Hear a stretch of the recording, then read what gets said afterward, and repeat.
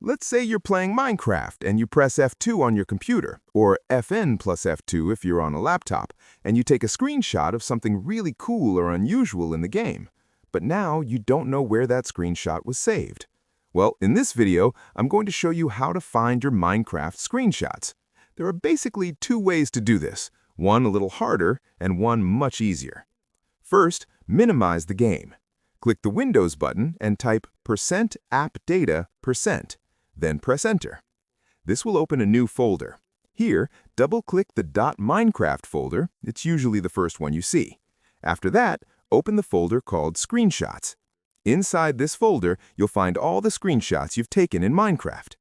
If you don't want to go through that process, there's an easier method. Open the Minecraft launcher. At the top, click on Installations. Find the last version you played and click the small folder icon labeled Open Installations folder. This will open the same .minecraft directory as before. From here, just open the Screenshots folder and you'll see all your captured images. And that's how you find your Minecraft screenshots. If this video helped you, don't forget to subscribe and leave a like to support the channel.